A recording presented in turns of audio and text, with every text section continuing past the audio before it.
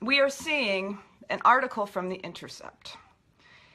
And coming out, top secret Snowden document reveals what the NSA knew about previous Russian hacking. In a nutshell, the corporate media is pointing to the Snowden document and drawing the exact opposite conclusion of the CIA veteran experts that proves that this kind of information revealed in the Snowden document, it was leaks and not hacks. The very evidence that the corporate media is now saying proves the hacks. It's Alice in Wonderland, upside down, topsy-turvy land.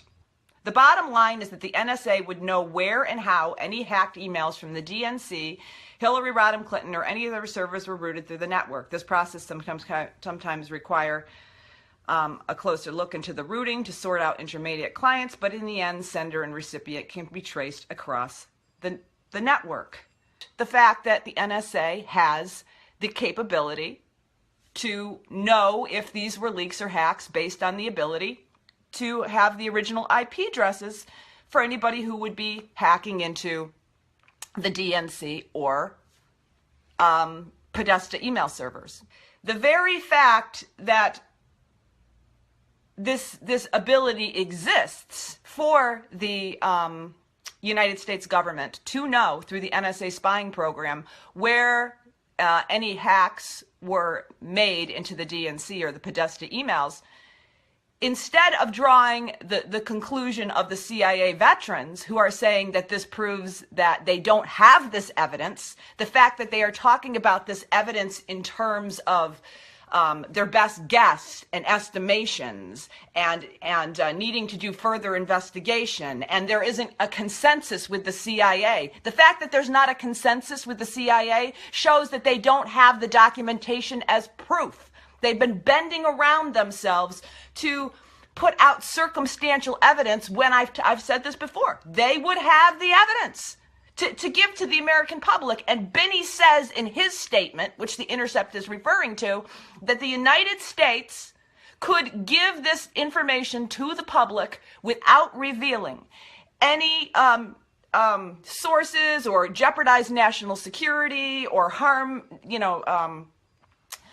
classified information. This information could be provided to the public without jeopardizing the national security or intelligence, and they won't give it to you. But now we have the corporate media stating that because what the CIA veterans are saying has been true and has been true for weeks, that they would have the ability to give this evidence. The fact that they could have this evidence means that it exists. It is a manipulation. It is a mind screw, like to the 10th power. But this is what William Binney has ascertained, and Ray McGovern, and all the other CIA veterans. We have gone through the various claims about hacking. For us, it is child's play to dismiss them. The email disclosure in question are the result of a leak, not a hack. The bottom line is that the NSA would know where and how any hacked emails from the DNC, Hillary Rodham Clinton, or any other servers were routed through the network. This process can sometimes require a closer look into the routing to sort out intermediate clients, but in the end, sender and recipient can be traced across the network. This is the important paragraph, and this is what The Intercept left out, and this is what the corporate media won't talk about. The various ways in which usually anonymous spokespeople for U.S. intelligence agencies are equivocating, saying things like our best guess, our opinion, our estimate, shows that the emails alleged to have been hacked cannot be traced across the network. Given NSA's extensive trace capability, we conclude that the DNC and HRC servers alleged to have been hacked were in fact not hacked. The evidence that should be there is absent, otherwise it surely would be brought forward, since this could be done without any damage to sources and methods. Thus, we conclude that the emails were leaked by an insider, as was the case with Edward Snowden and Chelsea Manning. Such an insider could be anyone in the government department or agency with access to NSA databases, or perhaps someone within the DNC. So the corporate media is pointing to the existence of what the CIA veterans have been saying for weeks and drawing the exact opposite conclusion. Julian Assange has flat out stated that this was not Russian hacking, that it was that was not their source. He has reiterated that repeatedly. But now what is happening is that this core piece of evidence that proves that they're completely bullshitting the public is being twisted to draw the exact opposite conclusion of what it actually proves. And I had to point this out. I had to. Manipulation of the American public and a level of disrespect for the American public that is absolutely breathtaking. It is breathtaking. So Obama put these sanctions right on Russia. Barack Obama mocked Mitt Romney in the presidential debates about trying to evoke Russia as a threat, and said that the Cold War was long over and that he was being basically ridiculous in trying to revive this kind of non-existent threat mentality from Russia. And now, 4 years later, we have the White House issuing sanctions against Russia basically on made-up claims. And they are made-up claims. The lead story on my phone was, Obama hits back at Russia for interfering with the United States elections.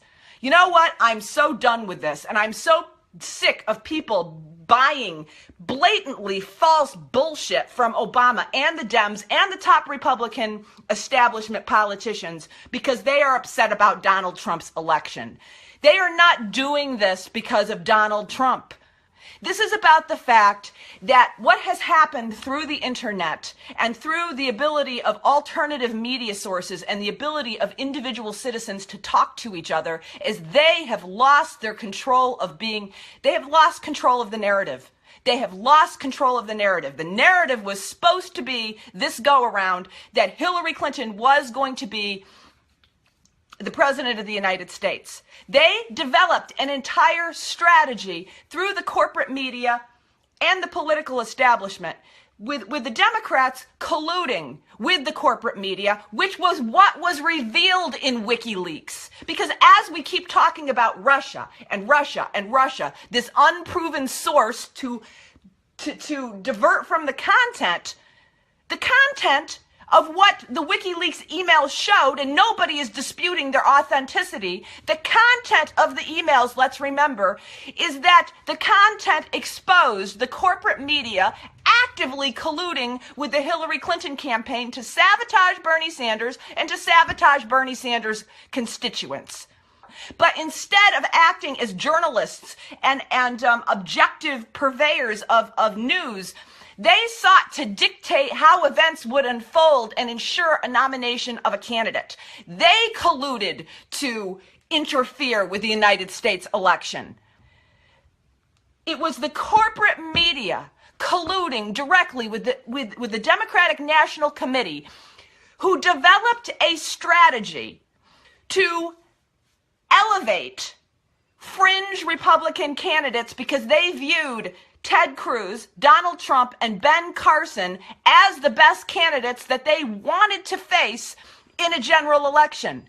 We have the physical proof of an email where Hillary Clinton's campaign was directly constructing a strategy to elevate Donald Trump into the general election. This person that they say is such a menace and is such a threat, they sought to elevate and create to blackmail you with Donald Trump.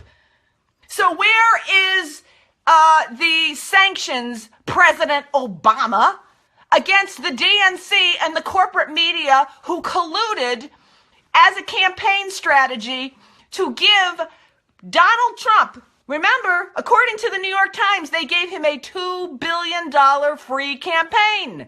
$2 billion. And according to a Harvard study out that was also in the New York Times, one of the worst corporate media shills a-going, they reported that the coverage of Donald Trump did not become negative until after he took the primary nomination and secured the Republican win.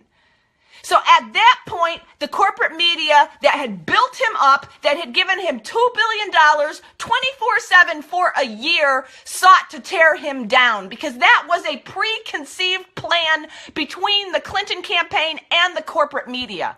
Who colluded to interfere with the United States election in 2016? The corporate media, the DNC, and the Hillary Clinton campaign.